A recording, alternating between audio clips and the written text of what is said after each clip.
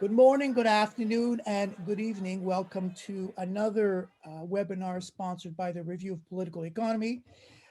This is about the 10th webinar that we've had in this series. This morning, I am very happy and honored to introduce our guest lecturer, someone I've known for many years now. Robert Dimand, or Bob Dimand, graduated from McGill University and Yale Universities, and is professor of economics at Brock University in St. Catharines, Ontario. He's the author of The Origins of the Keynesian Revolution, a book called James Tobin, published in 2014, and another one called Irving Fisher, published in 2019, very recently. And he is the co-author of A History of Game Theory, Volume 1. He is the editor and co-editor of more than a dozen books, more recently the Routledge Handbook of the History of Women's Economic Thought in 2018, and the Elgar Companion to John Maynard Keynes with Harold Hagerman, a copy of which I have. And he has published more than 100 referee journal articles and was president of the History of Economics Society. Before we begin, I do want to say that I've got my What Would Keynes Do COVID mask in case I need to wear it. That said, Bob, if you want to share your screen. Okay. So,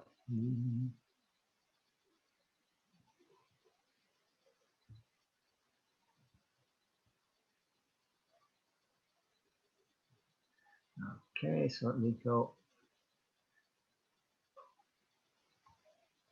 Okay, thank you very much, Louis-Philippe, for the introduction. Thank you very much for the invitation to contribute to the special issue of Rope for the mark the centenary of Keynes's treatise on probability, and for the invitation to do this webinar. I'm very pleased to be taking part in things for Rope. I first published in Rope in 1990, which now seems a long time ago, and have enjoyed the affiliation with Rope and looking at Rope ever since. So there were two major insightful examinations of randomness and limited knowledge that appeared in the same year, in 1921. So there are two centenaries that are occasions for reconsideration and attention at the same time. Clearly, the John Maynard Keynes treatise on probability, but the same year, Frank Knight's Risk, Uncertainty, and Profit. The two books looked rather different.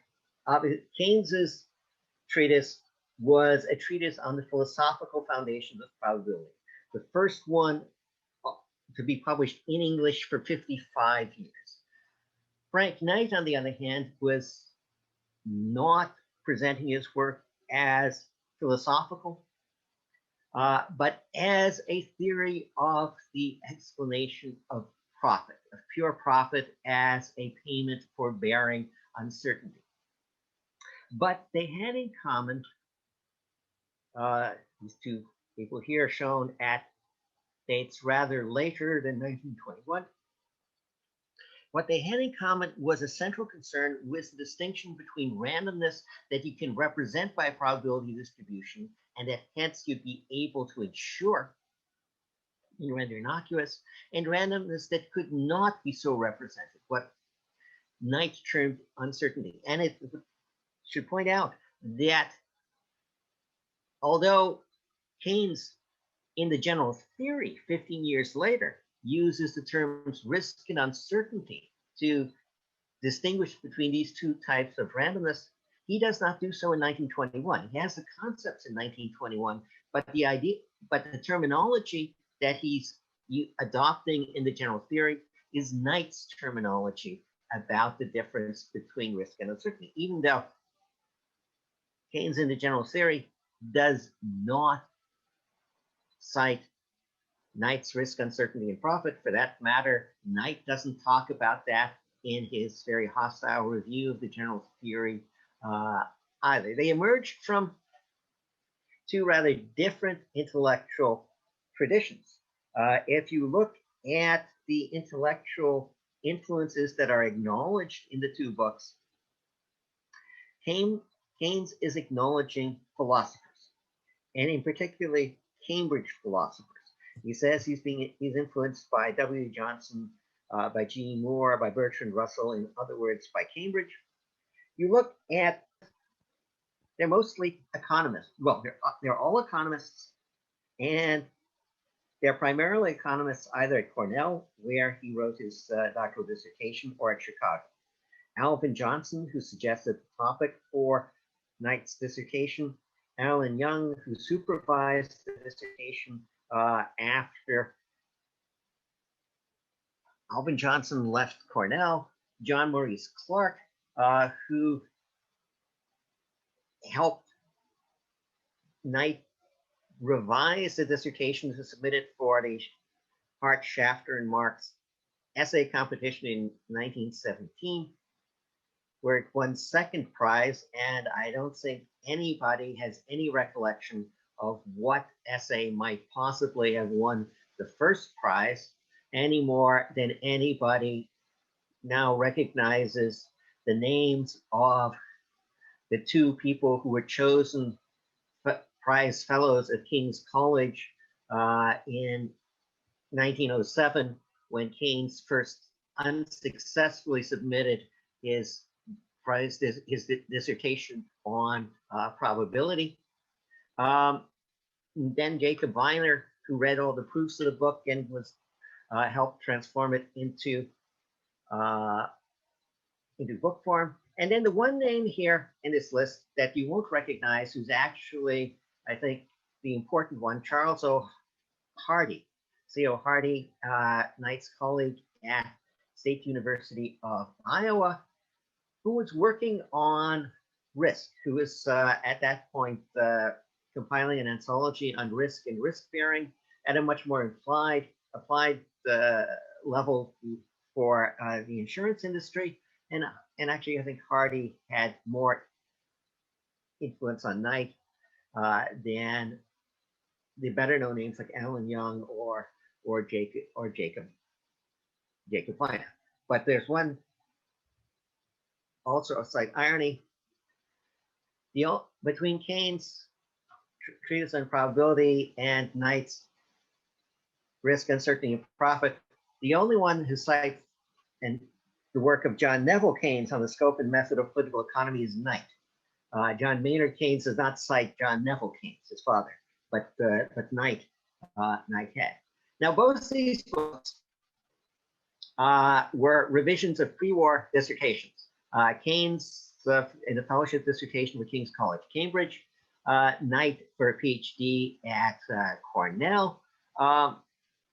Keynes was only successful on the second attempt for a fellowship, but he became a fellow. His December 1907 submission for the prize fellowship was successful. The book is not entirely the fellowship dissertation. The last 7 out of the 33 chapters, that's part 5 on statistical inference, were added later. They're not part of the fellowship dissertation, though they resolve the argument made in the dissertation. The book was already set up in proof in 1913, and then various other things got in the way. There was a war. Keynes was at the Treasury. Then he was at the Paris Peace Conference. Then he was announcing the Paris Peace Conference. He was otherwise occupied.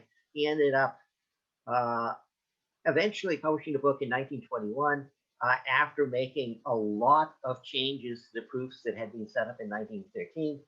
And the publisher, Macmillan, didn't mind because Keynes was paying for it. And as long as he paid them, and he ended up paying them what in 1921 is a really substantial sum of money, 767 pounds sterling. So publishers will be very cooperative as long as you shovel large amounts of cash in their direction. I wouldn't suggest following Keynes's path to publication of his treatise on probability unless you happen to have substantial wealth from some other source. This was not a profit-making enterprise. Frank Knight's dissertation accepted in 1916, so it's also pre-war. It's pre-war for the United States, if not. So these are two of the three great pre-World War I dissertations relevant to randomness in economics. I'm going to briefly mention later in the talk the third one by Louis Bachelier on random walks and Brownian motion in efficient asset markets, because Keynes almost engaged with that alternative approach to understanding randomness in financial markets. It's very antithetical to the emphasis on fundamental uncertainty. Keynes actually reviewed one of Bachelier's books in the Journal of the Royal Statistical Society. He cited it several times in a treatise on probability. And unfortunately, he seems to have stopped reading it before he got to the relevant chapters. And so does not get to the three chapters that actually had to do with financial markets. He cites also in the treatise, in the bibliography, but nowhere else but the bibliography, a later book by Bachelier in 1914 that has since been discovered by Benoit Mandelbrot to have discovered all the empirical weaknesses of that efficient markets, random walk, Brownian motion approach to financial markets. So if Keynes had actually read all the things that he put in the bibliography of a treatise on probability, he would have not only discovered what becomes of the mainstream finance theory approach to stochastic processes in financial markets that is completely antithetical to his approach to uncertainty, and then discovered that the originator of that approach found what was wrong with it. So even though Keynes writes a review of one of Bachelier's books, he cites two of Bachelier's books in the treatise on probability, he never, it seems, got to the relevant chapters. So that's a missed opportunity. So the two path-breaking books from 1921 by Keynes and Knight, they each generated their own literature. Sometimes these literatures engage with each other. There's some scholars who pay close attention to the parallels and differences between treatise on probability and risk, uncertainty, and profit. There's a complete book on the subject by Greer in 2001. There's an article by Bougrine in the Dutch journal The Economist. And for a more popular audience, a more general audience, Peter Bernstein, in his bestseller Against the Gods, The Remarkable Story of Risk, devotes a chapter to Knight's Risk, Uncertainty, and Profit and to Keynes's Treatise on Probability. So they share a chapter, a radically distinct notion, meaning the radically distinct notion of uncertainty as opposed to risk. But the two literatures have engaged with each other only intermittently, that there are considerable gaps in the literature. So even though the terminology risk and uncertainty comes from Knight, you're not going to find Knight's name in such books as Alan Coddington's Keynesian Economics, The Search for First Principles, which I'm citing here because I'm going to be paying attention later to Coddington's challenge to the whole idea of Keynesian uncertainty in his AER paper on efficient foresight, which then becomes a chapter in that posthumous book. You won't find Frank Knight's name anywhere in the Cambridge Companion to Keynes, edited by Roger Backhouse and Bradley Bateman, And regrettably, you also will not find Frank's name anywhere in the Elgar Companion to John Maynard Keynes that Harold Hageman and I edited a couple of years ago. So sorry about that. You'll find a lot in there about, risk. You find entry by Sheila Dow on risk and uncertainty, and by Rod O'Donnell on the treatise on probability, and a whole series of entries by John Davis on Keynes and the various Cambridge philosophers who influenced them. But Frank Knight's name doesn't appear. And in the biographies by Donald Moggridge and Robert Skidelsky, both of which are very attentive to the role of uncertainty in Keynes's thought, as distinguished from risk, Frank Knight only gets mentioned for his extremely hostile review of the general theory. But it's also the case that there's a literature on Knightian uncertainty and Knightian decision theory written by people who seem never to have heard that John Maynard Keynes ever said anything about uncertainty, or that anybody has ever suggested that fundamental uncertainty has something to do with investment decisions in Keynesian economics. And the examples I give these are not at random, because these are the two contributions to the Knightian decision theory literature that I'm going to be talking about later as of interest to people in the Keynesian literature. Truman Bewley and by Kiyuhiko Nishimura and Hiroyuki Ozaki, they don't mention Keynes. As far as they know, fundamental uncertainty comes from Knight's risk, uncertainty, and profit, and it has nothing to do with Keynes. And one thing that contributes to the separation of these two literatures is that what's likely to come to the mind of people who think about Knight's relationship to Keynes's thought is the first thing is going to be that Knight was notoriously hostile to Keynes's general theory. That not in 1921, but later in 1936, Knight was very, very much opposed to Keynes's general theory. Keynes himself, and this is quoted in the Moggridge biography, he said that there were two conclusions of Knight's review of the general theory, namely that my book caused him intense irritation and that he had great difficulty in understanding it. So when people think of Knight and Keynes, very likely what's going to come to their mind is what Knight thought about Keynes's general theory. So in his presidential address to the American Economics Association at the end of 1950, Knight said that the latest new economics, and in my opinion, rather the worst for fallacious doctrine and pernicious consequences, is that launched by the late John Maynard Lord Keynes, who for decades succeeded in carrying economic thinking well back to the Dark Age. But of late, this wave of the future has happily been passing. This is 1950, when Knight was discerning the end of the age of Keynes. Now, Frank Knight was a man of strong opinions forcibly expressed. So this tirade against Keynes is actually fairly moderate for a presidential address, an AA presidential address, in which Knight likened the Pope to Hitler and Stalin. He was not somebody who was very reserved in how he expressed his feelings.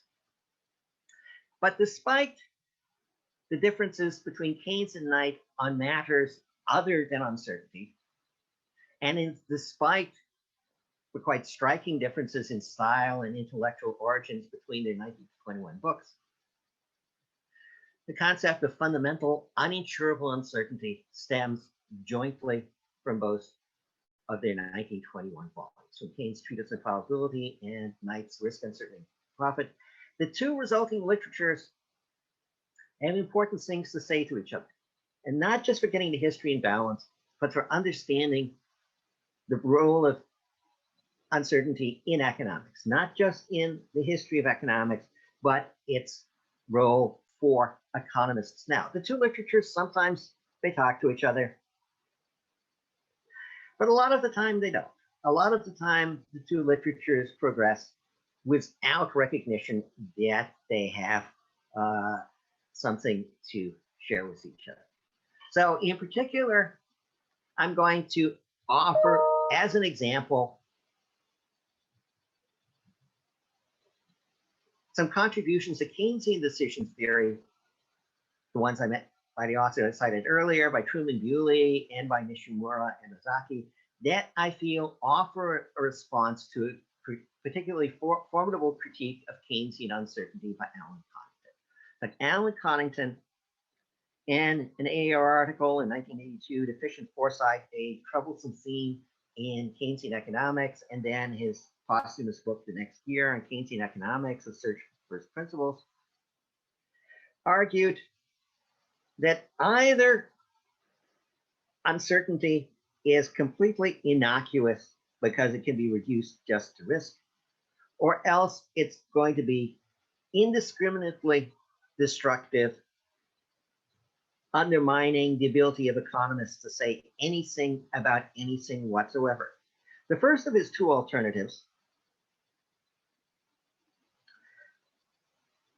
the argument that uncertainty is innocuous, that far too much that fuss is being made about it by Keynes in his QJE article in 1937, responding to reviews of the general theory, and by Shackle and Brian Mosby and all sorts of people. Connington argues that really that's all sort of pointless because in modern decision theory says uncertainty is just reducible to risk, that people form subjective probability distributions by attaching weights to all the possible probability distributions, and so they still have a probability distribution about what's going to happen, and that's insurable. And this is very, very widely accepted in the discipline of economics. You don't find this critique of Keynesian uncertainty often stated as fully as it is by Connington, because it is so widely accepted as if it hardly needs to be argued anymore. So you know, there's a Journal of Risk and Uncertainty, but it's the title of the journal longer. In fact, the view of contributors to the Journal of Risk and Uncertainty is that uncertainty is risk. It's just an elegant variation on the wording. And so I'm putting in some references here. Okay, this is a little so like the indigestible chunks of reference, but it's necessary. So here I want to cite some of the works that contribute to Knightian decision theory in a way that I think offers a persuasive response to Coddington's critique, and therefore not just as a Coddington, but disposes of the very widespread belief in the discipline of economics that uncertainty is just risk, and so there's far too much fuss made about fundamental uncertainty because it's reducible to risk. The most readable aspect is Truman Bewley's lecture on 19 uncertainty. It was this Nancy Schwartz memorial lecture, and so it's published 10 years after it was presented in an Econometric Society monograph of all those lectures. But he had a whole series of papers at the time, and so, for example, he has one on Keynesian decision theory, Knightian decision theory and econometric inferences, was a Coles Foundation discussion paper in 1988, and then published in the Journal of Economic Theory in 2011. It's actually important to see those dates because they indicate how much pushback there was against an argument by the sort of person who would be a president of the Econometric Society, claiming that actually there is such a thing as fundamental uncertainty, that it matters and it's not just risk. The Journal of Economic Theory does not usually publish 23-year-old papers. It's kind of unusual that something that came out as a discussion paper and couldn't get published anywhere. 23 years later, the Journal of Economic Theory publishes it because, oh, people have realized that it's actually kind of important and ahead of its time. If you look at that Econometric Society monograph that publishes the first 14 of Schwartz's memorial lectures, 13 of the 14 had already appeared in journals. The one exception was Bewley's lecture on Keynesian uncertainty, because the message it had was not welcomed by the sort of audience that would be associated with Econometric Society monographs or the Journal of Economic Theory. But you'll also notice that it's not just that these were a bunch of discussion papers that went nowhere. With a very considerable lag, they get recognized as important. So there's that one from 2011, but it's got another paper that was a discussion paper in 1986 on Knightian decision theory, and it gets published in 2002 in Decisions in Economics and Finance. So there's considerable pushback to his argument that fundamental uncertainty is in fact important and that it's a concept people should attend to, but it later gets developed. And then Nishimura and Ozaki, they've got a book on the economics of pessimism and optimism, theory of Knightian uncertainty and its applications, was published in 2017. But this draws on a whole bunch of earlier articles they had in the Journal of Economic Theory, all of which have Knightian uncertainty in the title, and a whole bunch of other articles by people like Larry Epstein that they're coming up with Knightian uncertainty in the title. So here I have to offer some explanation. Many of you will know me well enough to be really puzzled that I would be talking about things that came out in Journal of Economic Theory or books that are based on things that came out in Journal of Economic Theory. I am not at all an obvious member of the target audience of the Journal of Economic Theory. I'm a historian of economic thought. How in the world would I be encountering that work? Well, it happens I've known Kiyohiko Nishimura since 1978, when we entered graduate school together at Yale. And at his suggestion, I was invited to review his book with Ozaki for the Journal of Economics, the former Zeitschrift für Nationale Ökonomie, which caused me to read something that normally I would consider indigestible. Truman Bewley has been since 1983 at the Coles Foundation at Yale University, and it happens that I'm currently writing a history of the Coles Commission and Foundation, and so that involves looking at his work.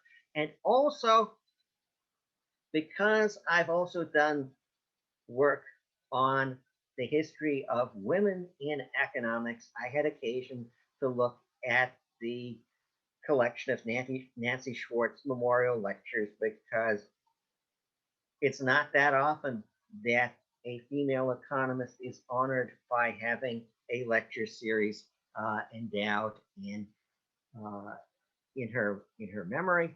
And so I had occasion to notice that, oh, what they're doing is actually relevant to the literature on Keynes and Keynes on probability and uncertainty, despite the fact that they don't know it. And now it's actually a bit surprising that neither Bewley nor Nishimura ever thought of Keynes in connection with fundamental uncertainty, because both of them are known as being Keynesian in some sense. Both are known for their work on the microeconomic foundations of new Keynesian macro. Kiyuko Nishimura is known for his book on imperfect competition, differential information, and micro foundations of macroeconomics that emerged from the articles based on his dissertation. Truman Bewley, though he's also what's also obviously a general equilibrium theorist, is known for his book on why wages don't fall during a recession. But new Keynesian economists don't read Keynes. So one consequence of this, of course, is well known, is that bits of Keynes keep getting independently reinvented. So, for example, the relative wage model of chapter 2 of the general theory was independently reinvented as John Taylor's staggered wage model. It got a lot of attention in that format. You might think that it's a little surprising that people don't get as far as chapter 2 of the general theory. After all, chapter 1 is one paragraph long and doesn't take up a full page. But apparently new Keynesian economists don't even get to chapter 2 of the general theory. So they're not going to get far enough in the general theory to encounter fundamental uncertainty. But it's also the case that Nishimura and Ozaki seem not to have been aware of Truman Bewley's papers. They didn't seem to know of Bewley's work.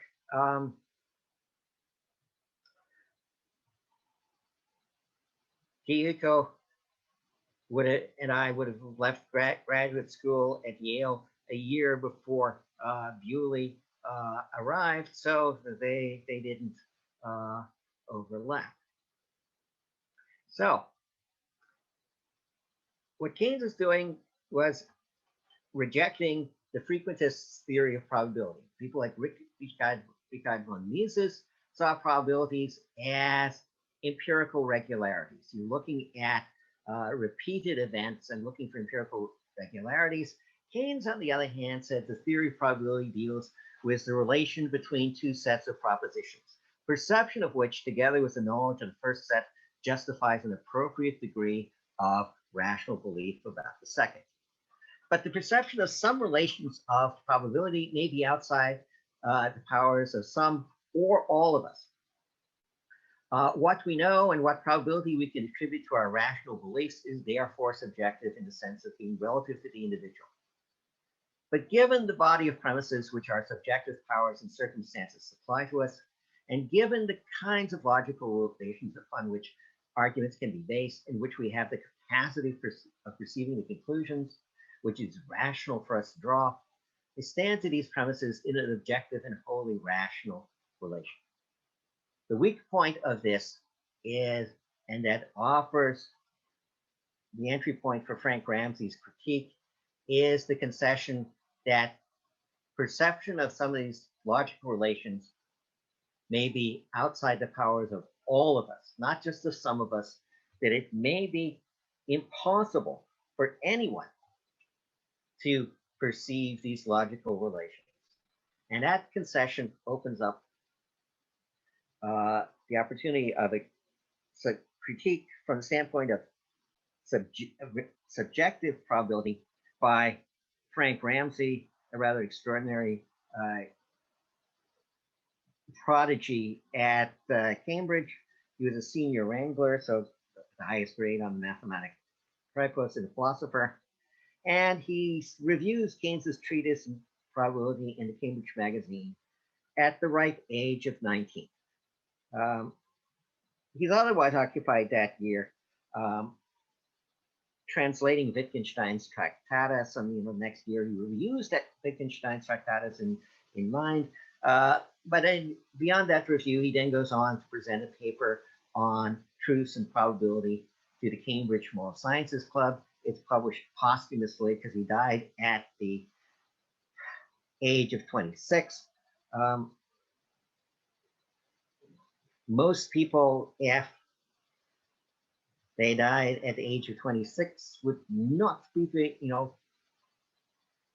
remembered in any way the extent that Frank Ramsey is remembered. So much has been written about the extent to which Keynes accepted Ramsey's critique in his memorial article on Ramsey. It's in essays in biography, and hence the extent to which the treatise on probability can be used as a guide to what Keynes believed about probability, expectation, and uncertainty when he wrote the general theory. There are books by Brad Bateman and John Davis that argue for a discontinuity in Keynes's view of probability, and so they emphasize these very well-known lines from Keynes's memorial article on Ramsey about the subjectivity. And so far I yield to Ramsey. I think he is right. And there are other books by people like Kelly and Rod O'Donnell that argue for continuity. And they point to the next few lines that about where Keynes says that he doesn't go all the way with Ramsey. And the treatise on probability gets cited in the general theory. It gets cited only once, but that citation regards how certain or confident the state of long-term expectation is. So whatever else doesn't carry over from the treatise on probability, the concern with the degree of certainty does carry over. So the treatise on probability does remain relevant to Keynes's view on uncertainty. Why does matter so much about the critique of the treatise on probability from the standpoint of subjective probability? It's because Frank Ramsey's view of subjective probability and that of Bruno de Finetti, and here, since Carlo is at the in the audience, I should mention that yes, in the paper, one of the references regarding Bruno de Finetti at this point is co-authored by Carlo. This view of subjective probability leads onwards to the axiomatization of subjective probability by Leonard Jimmy Savage, and that's an axiomatization of subjective probability that leaves no place for the distinction between risk and uncertainty. If Keynes had fully accepted Ramsey's subjective probability views and accepted the implications of those as developed by Savage, the distinction between risk and uncertainty would disappear. Now, George Shackle, Brian Losby, other people, Jan Kragle, Roy Weintraub, drew renewed attention to claims made by Keynes in the first half of his 1937 QJE response to reviewers, to an article by Hugh Townshend the same year, and in fact, the 1938 book by Shackle based on his dissertation, that fundamental uncertainty is and arguably the crucial element of the central message of the general theory. So it would be really quite a problem for Keynesian economics if the crucial element of the central message of general theory involving fundamental uncertainty doesn't mean anything because there's no distinction between risk and uncertainty in subjective probability theory of the type axiomatized by Savage, Bayesian decision theory. So Keynes, of course, famously says that the sense in which I'm using the term uncertainty, which of course is Knight's term, not from the treatise on probability, is that in which the prospect of a European war is uncertain. About matters, there is no scientific basis on which to form any calculus whatever. So people have to depend on rules of sum and animal spirits. And here, recently, Nicolas Philippe has drawn attention to the term black swans for outcomes that were not even considered as possibilities, so that you can't even list all the possible incomes, or and therefore you can't have a probability distribution over the possible outcomes if you can't even list them. And so Shackle proposed the concept of potential surprise as an alternative to probability. So we're dealing with this fundamental limitation of knowledge. Now, Keynes was invoking fundamental uncertainty to argue that private investment decisions are volatile, that they're on very, very insecure grounds of knowledge about the future, and that implies a role for offsetting aggregate demand management to offset the fluctuations in climate. In investment, you don't necessarily get those policy conclusions from introducing such fundamental limitations in knowledge. Hayek, in the essays collected as Individualism and Economic Order in 1948, reached very different policy conclusions by focusing on fundamental uncertainty as relevant to the decisions of policymakers rather than makers of private investment decisions. And of course, Shackle is unusual in drawing explicitly on both Keynes and Hayek with regard to limited knowledge. So in Bayesian subjective probability theory, you lose the distinction between risk and uncertainty. There's no role there for fundamental uncertainty, and it's widely believed in the economics discipline that the distinction between risk and uncertainty has been disposed of in that approach. The foundations of Bayesian subjective probability theory are sufficiently contested so that Jack Good, I.J. Good, when addressing a conference on foundation probability theory, could refer gleefully to this distinction in the literature between savage Bayesians and good Bayesians, with reference to Jimmy Savage, and said he was going to have to refer to sweeping under the carpet so often that I shall use the abbreviations UTC and SUTC.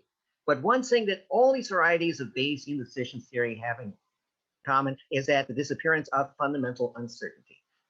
Instead of people being uncertain to a greater or less degree, they just form a subjective probability distribution by attaching a weight to each possible probability distribution. And this argument appears in George Stiegler's introduction to the 50th anniversary edition of Knight, in which he really very much dismisses the risk uncertainty distinction. He says that he disowns it on Knight's behalf, which I don't think Knight wouldn't have done. He says, this is an extreme caricature of his work, because modern analysis no longer views the two classes as different in kind. But he says this doesn't affect Knight's famous result that profit is the difference between payments to all hired factors, including risk premia and the opportunity cost of factors owned by the entrepreneur, and the realized profit. Well, that's not a famous result. That's a definition.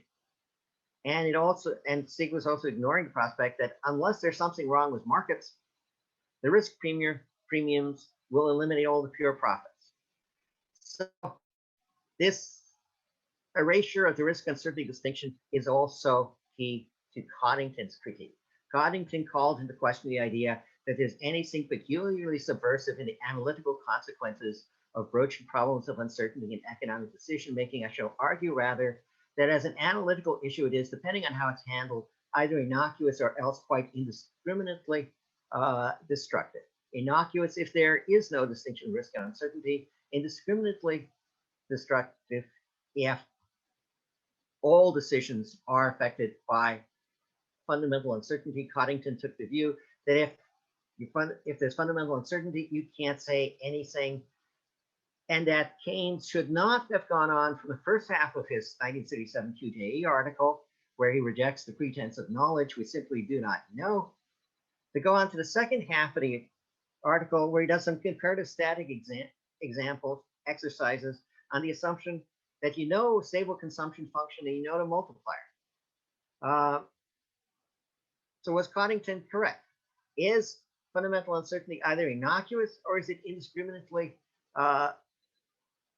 destructive? Well, I would suggest that you look at the Knightian literature, and it turns out that you can make a very good case there that Coddington was not right about the two alternatives, and nor was Stiegler right. Was Stiegler well justified in trying to dissociate Knight from uncertainty, because uncertainty is not innocuous, but it also is not indiscriminately destructive of being able to say anything about anything. And Stiegler's not the only one to try and separate Knight from uncertainty. Stephen Leroy and Larry Singal tried to reconcile Knight to Bayesian decision theory by reinterpreting Knight as being just about moral hazard and adverse selection, just like later economics of information, not really about uncertainty. And this is rejected by Truman Bewley in those series of 4 papers in the 1980s. He doesn't get into an argument of what Knight might really have meant, but he just makes the case that there's a more general Knightian decision theory. And it turns out that Bayesian decision theory is a special case. It's a special case where everybody happens to be uncertainty neutral or ambiguity neutral, where people don't care about the degree of certainty they have about their knowledge of the future. And to do that, he has to, like Nishimura and Ozaki, and before him, Gilbo and Schmiedler, he has to drop Kolmogoro's additivity axiom, which apparently is a shocking thing in some circles, but doesn't bother me particularly. And so, if you're not uncertainty neutral, you can't just form a subjective probability distribution by some linear combination of the possible probability distributions. Instead of additivity, you end up with a convex set of probability distributions. And that disposes of the first of Coddington's two alternatives, the very widely accepted view that uncertainty is innocuous because it's the same thing as risk. Bayesian decision theory is just a special case where everybody happens to be uncertainty neutral. It's true, but it's not interesting to say that uncertainty doesn't matter if everybody's uncertainty neutral. It's like saying that risk doesn't matter if everybody's risk neutral. I mean, it's true, but who cares? And there goes the first of Coddington's alternatives, and there goes a very widely held belief about fundamental uncertainty held throughout the economics discipline, that it's just reducible to risk. Well, not if people care about the degree of certainty about the knowledge. And Bewley says the Knightian picture of the world is one where agents operate in an environment where much of the risk is unevaluable and therefore uninsurable. And notice that he then goes on to find a concrete implication of this. So this is a challenge to Coddington's second alternative. He says that uncertainty aversion inhibits the development of futures markets, which could themselves reduce the uncertainty of the environment. So there actually is an concrete implication of uncertainty aversion for the existence of a full set of markets. And another concrete implication is the one that Nishimura and Ozaki found in their first article in the series, and that motivated the rest of their research program on Knightian uncertainty. They were looking at a model of job search, a sort of very conventional sort of thing to look at in macroeconomics in that day, and they found that increased risk and increased uncertainty had opposite effects on the reservation wage. That you can consider increased uncertainty as expansion of the decision maker's set of probability distributions, and increased uncertainty has the opposite effect from increased risk. So you actually can say something about the effects of increased uncertainty in a model. You actually can have something to say that this is, I'm going to skip over some of their details about disclosing an additivity axiom. But they report that until the global financial crisis, applications of Knightian uncertainty were relatively limited in scope and were motivated more by theoretical curiosity and the desire to amend apparent limitations of economic theory and explaining anomalies often found in peripheral phenomena. The situation has changed drastically since the global financial crisis, and there's been a vast expansion of the Knightian uncertainty literature that has been impossible to monitor fully. The global financial crisis, largely unexpected, shaped the financial landscape for the entire tenure of one of the co-authors, so that's my classmate, Kiyuhiko Nishimura, as deputy governor of the Bank of Japan. So attention to Knightian uncertainty is not anymore just a pure theoretical curiosity. Its relevance was rather driven home to one of these authors by his own experiences in policymaking. I talked briefly here about the third of great pre-war dissertations related to randomness in economics. I won't say too much about this. So what Bachier did in 1900 is now so famous in mathematical finance for developing efficient markets, martingales, random walks, Brownian motion.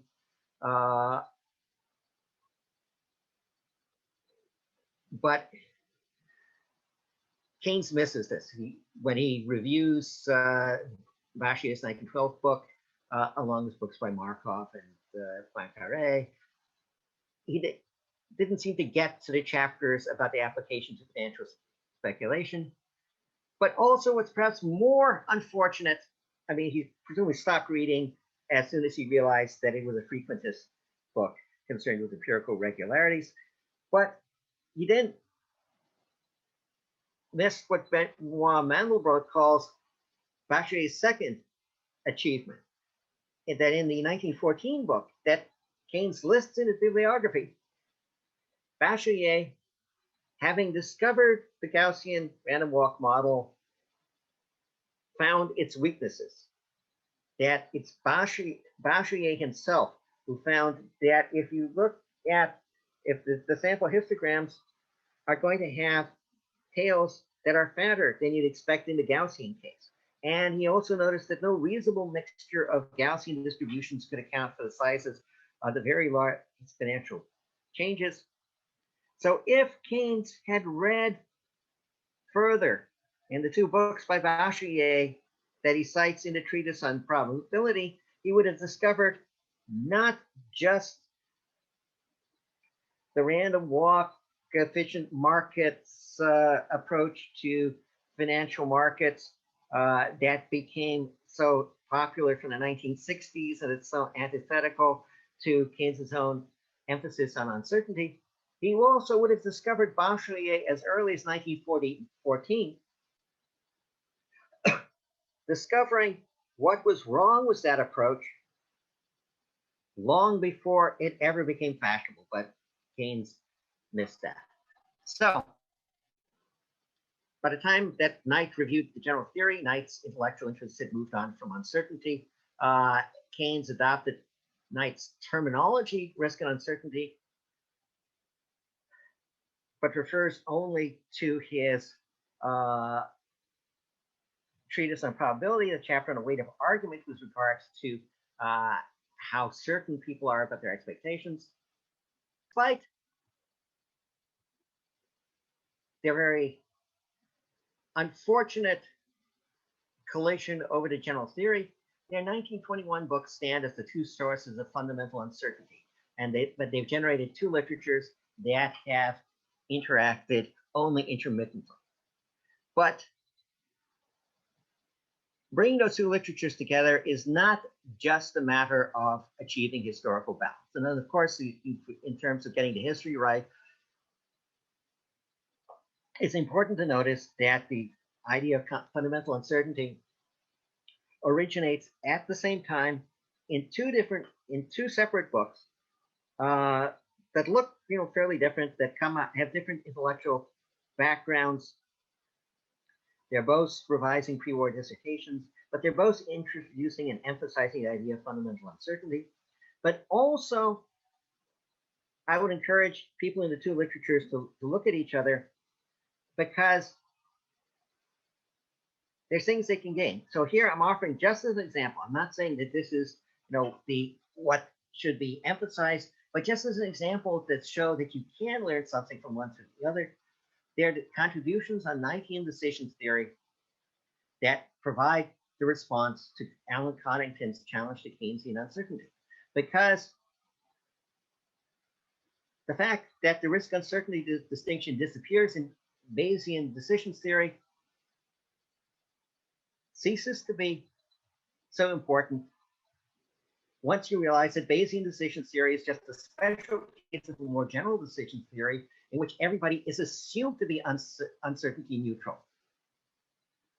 Then you don't have to impose the additivity axiom, and if you drop it, then people don't have to be uncertainty neutral.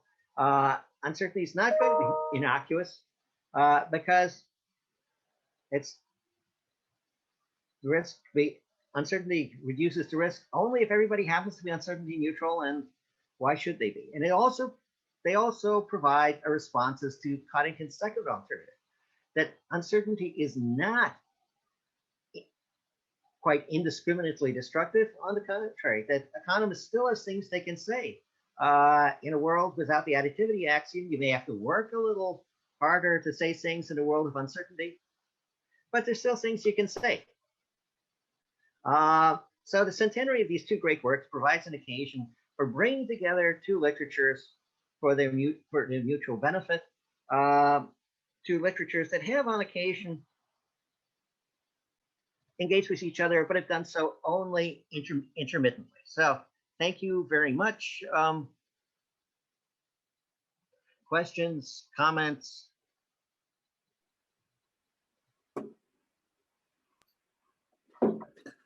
Okay. Hello, everyone. Hi. Hassan Bougrine talking. Louis-Philippe just emailed me in the chat saying that he has an issue with his computer, with his microphone. So he asked me to take over for the rest of the session. And I first want to start by thanking Bob for this great presentation and for digging into so many details and putting them together, keeping the thread, but that's typical of Bob. Thank you so much. I learned a lot from this presentation. I do have some questions, obviously, but I will first ask the audience. So if you would please let me know. I have two questions already in the list. I see that Anna Carabelli has her hand up. Yeah, I see that, but John Smithson is holding up his hand in yeah, a more literal way. So because I cannot see the whole screen, can I first start by Rafael Lazega? He was first to ask question. Yes, so thank you for your presentation. We know that after publishing Risk, Uncertainty and Profit, Knight was very concerned with the question of ethics and the practical consequences of economic knowledge. And so I wondered if his view on uncertainty could be related to his view on ethic or practice. And Very maybe if likely it a can. parallel can be drawn with the Keynes' own. Very likely it can, but not by me with my present state of knowledge. Okay. Okay. I would start by looking at Ross Emmett's writings on Knight to explore that, but I'm not going to try and deal with Knight's ethical views off the top of my head. Okay, so John Smithin, could you please? Yeah, Bob, that was really interesting. Like, you know, that was excellent. So thank you. I'm sure everyone agrees that was really good. I would like to make two points, if I may, both from what I would say the philosophical point of view rather than the economic point of view. As you guys know, I've kind of defected from economics to philosophy, and I think this is good. So from that philosophical point of view, I would say that the most significant issue is that the ontology of the social world is different from the ontology of the natural or physical world. And therefore, there is actually no reason at all to expect that the theorems of statistical probability theory, you know, Bayesian or otherwise, or random walk or otherwise, apply in the social world, right? Whether or not actually they apply in the physical world, that's also like an open question, but we'll leave that. Now, I want to ask you as a historian, I think that Keynes did have that point about the different ontologies of the social world and the physical world in the treatise. I don't know whether Knight had that. You know, I don't know whether Knight had that. Knight, at least as interpreted by Greer, emphasizes that the uncertainty comes not just from limitations in people's ability to process knowledge, but from their recognition that people have free will, from their recognition that, you know, unlike, you know, the problems that physics deals with, that the social sciences are concerned with actors who have free will. Yes. Who are subjected to free will, and whose actions are therefore, to some extent, fundamentally unknowable, because they're not absolutely going to be determined by anything external to what they happen to choose to do at any moment. Yeah. So in that point, he did have that ontological issue, just as Keynes did. So Knight does as well, yes. Yeah, but without sort of using the terms or without using the term. I mean, you know, the appearance of the two books is very different. Yes. Knight is very much not writing a philosophical work. Yeah. Knight is very much presenting what he's doing as an economic study of an economic issue, what determines profit. Yes. Yeah. Nonetheless, behind it, he has these ontological and epistemological issues, and he's bringing up the distinction between risk and uncertainty as the explanation of that. But he's very much not writing a philosophical work. Later on, I mean, he does write very ethical writings, but in that work, I mean, which is, after all, he's writing it as a doctoral dissertation in economics, whereas Keynes is not writing the treatise on probability specifically for economics. I mean, it's a dissertation for a college fellowship that does not have an identification with any particular discipline. Yes. Well, with philosophy, obviously. With philosophy, but I mean, it's not specifically for a job in philosophy or a fellowship in philosophy. Yeah. He's writing it as, you know, the first work in English in 55 years about the philosophical foundations of probability. Yeah. But people can submit fellowship dissertations that are in any discipline or cross-disciplinary lines, or don't fit neatly into disciplines. So he can be much more explicitly philosophical than Knight was, but Knight also is particularly concerned that the social world is different. Yes. And it's different because it is people in it who have free will. Yeah. Now, in addition to that ontological point, you actually touched already on my second point, which is epistemology, right? And you made that distinction before. So in addition to that point about ontology, which actually would kind of rule out econometrics and all of that kind of thing entirely, it seems to me that the subsequent literature, the literature that you've described, a lot of which you've described, seems to me to confuse that point about ontology with the issues, arising from the critique of knowledge. You said, the limitations of knowledge. In short, with epistemology. And the way that I see that is that given that we are committed to a realist social ontology, which obviously would be the opposite to neoclassical economics, the issue there, it seems to me, is should we apply what some people have called a methodical or a philosophical realism, or should we apply a critical realism, i.e. a realism which takes account of the critique of knowledge?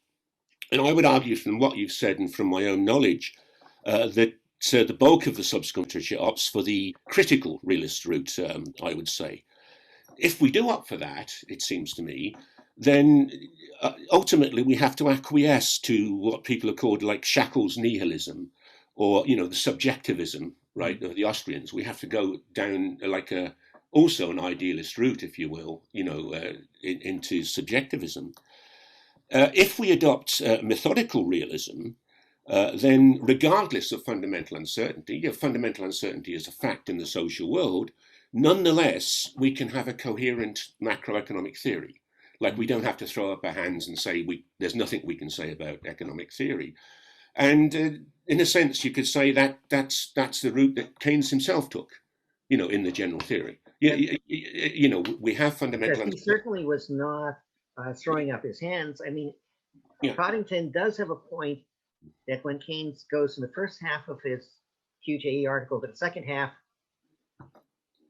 he's rather hasty in not throwing up his hands. I mean, after having talked about the limitations of knowledge and we simply do not know, he then goes on rather too promptly to assuming that, well, but we know the multiplier and we know the consumption function. I mean, what? Even if he's too hasty there, I mean, Keynes, and I think what I'm drawing from this later literature would suggest that you don't have to accept Coddington's second alternative, that we have to throw up our hands and take a nihilist solution, that you can recognize that there is fundamental uncertainty, that not everything about randomness can be reduced to probability distributions that are in principle insurable, and you still don't have to completely throw up your hands. I mean, you have limitations on what you can say. You have to work harder to say things.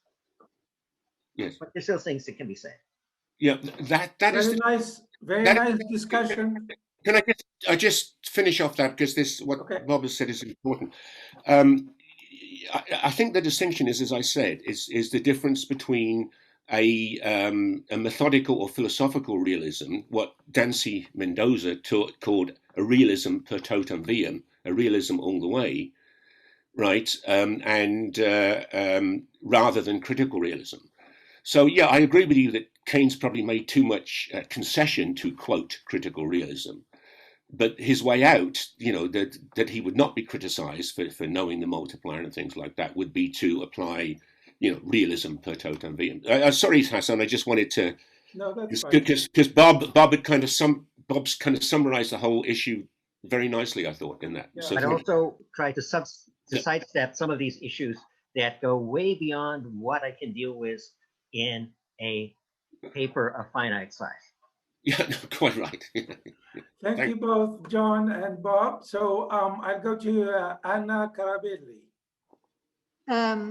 Yes, I would like to thank you. Can you hear me? Yes. Yes. I thank you for the presentation. I think it was very interesting, but I have a point on the relationship between Keynes and Bachelier that you made. If you read the notes which Keynes wrote in 1910 for his lectures on stock exchange, he's making the point of the difference between risk and what we will call uncertainty. He will say gambling because he's dealing with speculation. Yep. And it's fascinating because these notes, which are 1910, so before the review of Bachelier book. The fellowship dissertation. Yes, I know that the 1907 dissertation, but it is before the Bachelier, these notes, and Keynes is making the same point, the distinction which we will find in chapter 12 of the general theory. So in 1910, it is already there. Just you have to look these manuscripts. Oh, sure. But I mean, it's already, the idea of efficient market or chance or the problem of based on chance is already there. Of course. And I mean, it's already certainly implicit in the treatise, in the fellowship. I agree with you. It's not something that he. Well, first of all, it's not something that he could have gotten from Bachelier 1912 because it's not in Bachelier 1912. Bachelier is a different matter. But is there no problem of efficient markets? Oh yeah, it's a problem of efficient markets, but it's He's dealing with the stock exchange. Sure, but Bachelier, Bachelier is not the first person to suggest that financial markets are efficient. I mean, that's certainly in 1863. Bachelier is the person who modeled it in terms of stochastic processes with random walks and Brownian motion. But I was just making the point that in Keynes, in 1910, you find already his way of dealing with the problem of risk uncertainty in financial markets. Oh, sure. No, that's the point. Oh, yeah. Okay. Thank you. Oh, okay, thank you. So I'll try to pass on the questions to you, Bob, in the order I receive them. So I have a question from Sanjay Reddy. He says, what is the role of technical fetishism related but not identical to the mathematization of economics in explaining why uncertainty was displaced by risk in interpretations of Keynes and in economics generally? Well, it certainly is the case that economists like things that have nice, simple solutions that look technically fancy, but you get a nice, simple result that you can submit for a dissertation, publish in an article, get tenure and promotion with. So people, so there's a strong degree of technical fetishism in economics, that people like things that look impressive, that look mathematically very fancy, and then at the bottom of it, you've got something like y equals y star. Something, and the thing about risk is you can make it look very fancy mathematically, but it is easier to deal with.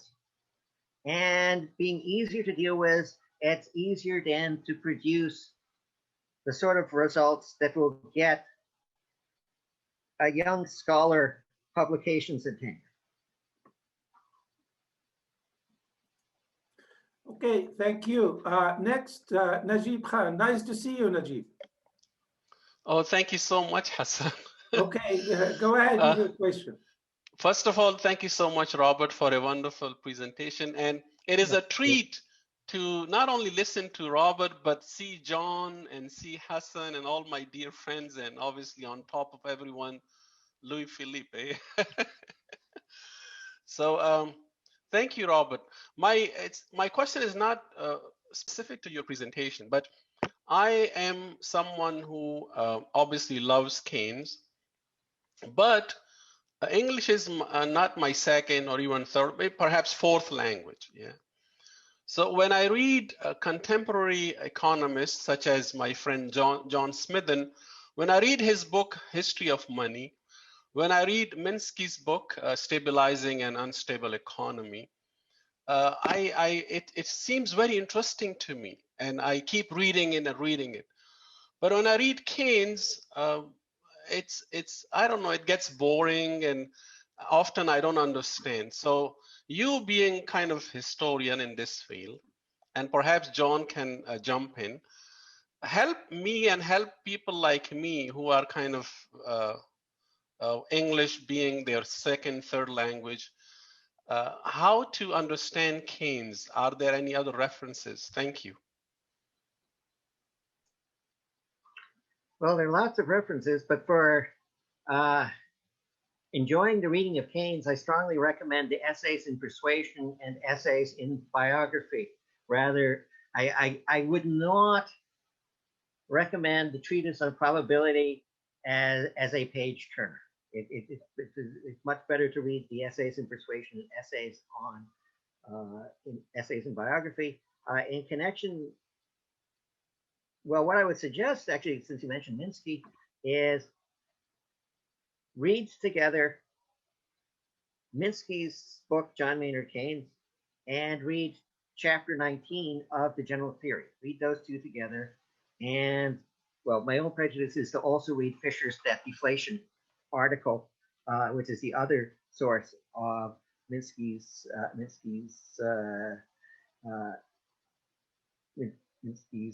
work. So I recommend that. Look, I can't forbear putting in a plug for Origins and Keynesian Revolution and for the Elgar Companion to John Maynard Keynes. I'm obliged to support my own royalty statements, but I would suggest Minsky, and also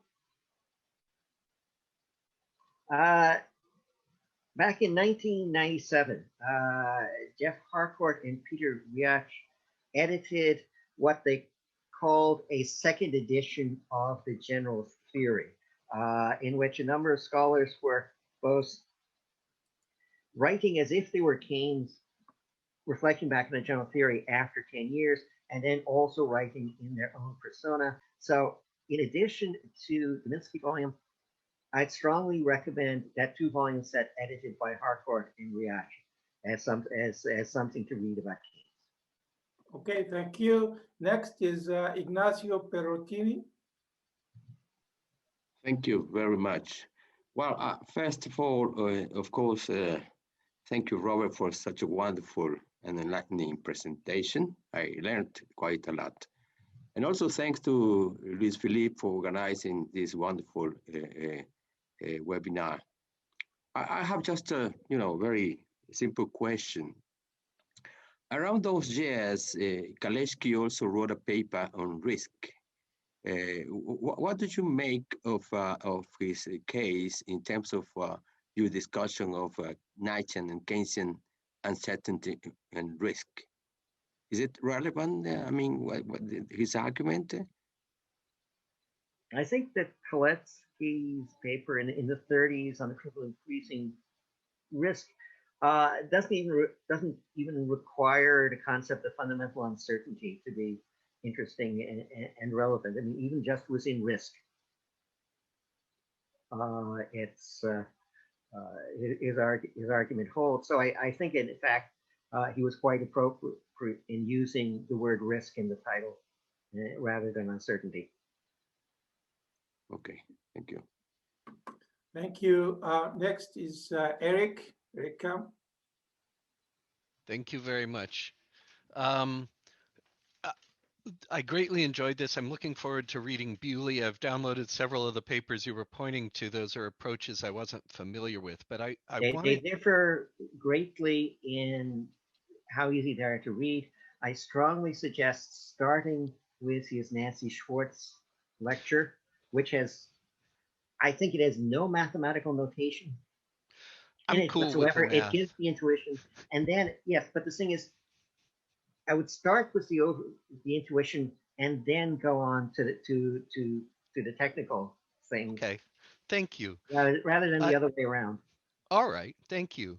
I wanted to point though to another literature that because this question about basically it raises questions about practice in economic analysis. The issue with fundamental uncertainty and what you can say about it, and John Smithen was raising similar issues. There's an entire literature drawn from futures studies that starts with the question, what can we reasonably say about the future? And it's a very pragmatic literature that takes the fact of fundamental uncertainty into account and then asks, what can you reasonably do for analysis? And I think that I think that that could provide some useful insights. There's some papers, for example, on critical realist perspectives, and I think that you don't have to end up with a probability distribution. What you end up with is a way to treat models in relation to reality and decision making.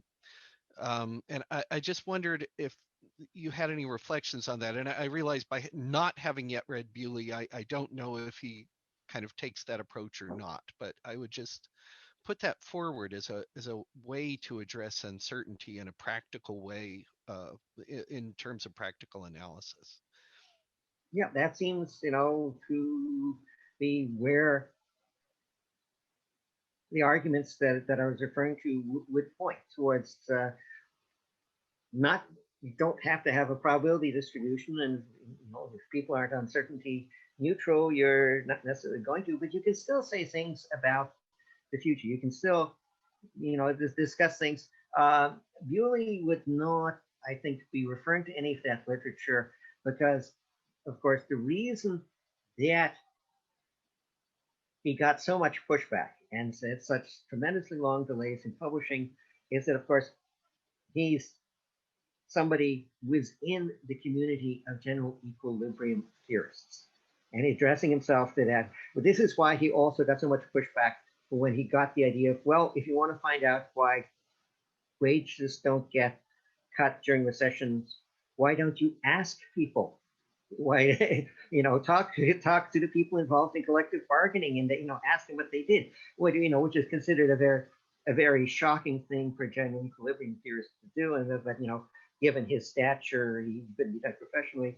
So he got in troubles because he was choosing to address himself on subject like fundamental uncertainty to a community of people who are not at all like the people in future studies, who are not at all concerned with those sort of practical discussions of what's going to happen.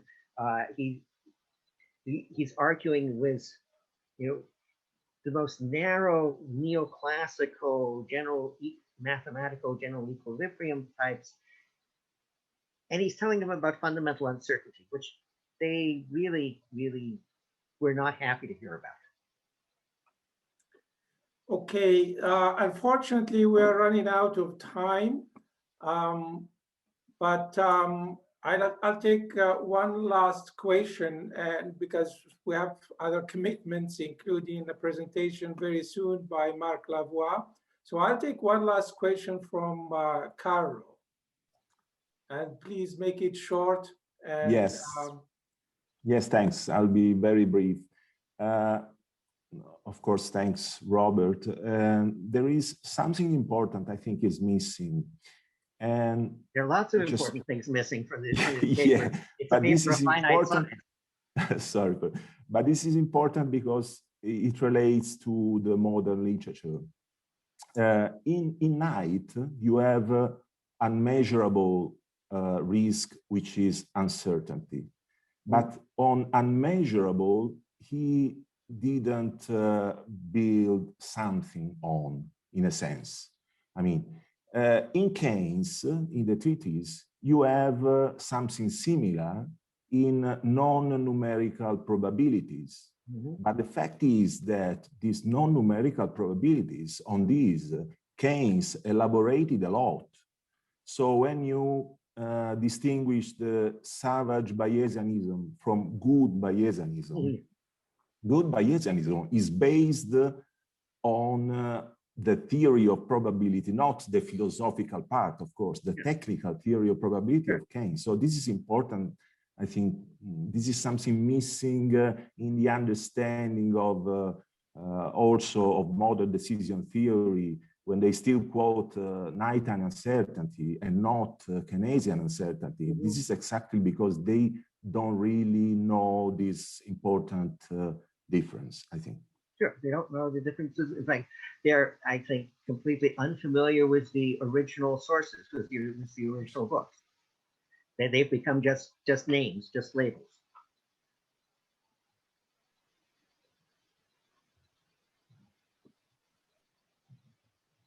Okay, well. Bob, do you finish your? I'm finished. Yep. Thank you. Okay. Okay. Well, I think that should conclude this really stimulating discussion. And I thank everyone who participated in it. Thank you, everyone. And thank you, everyone, for coming. Next time. Thank you. I just want to say a few things. Thank you, everyone. Thank you to Bob. Bob, if I have your permission, can you all hear me? Yes. Okay. Yes. Bob, with your permission, can I put your PowerPoint presentation on my website? Yes, but can you do it this afternoon? So, because I'm going to fix a typo. Yeah, please do. Please do. Okay. So, Bob, you're going to send me a new version. Is that it? Yeah. I'm just gonna kind of fix any typos that I saw while going through the presentation. So that will be up this afternoon. I will send you all the link through the Zoom registration, and I'll also have the video available later this afternoon on YouTube. You will get the link as well. I got a few questions about what Lavoie presentation. So I am putting again the link to Marc Lavoie's presentation at 1 o'clock in the chat, and I will see you all there. Thank you, everyone. Thank you, Bob. Stay safe, everyone. And we'll see each other soon, I hope. Thank you, Louis-Philippe. Bye, everyone. Thanks, Bob. Bye-bye, Andres. Bye-bye, Joel. Bye-bye.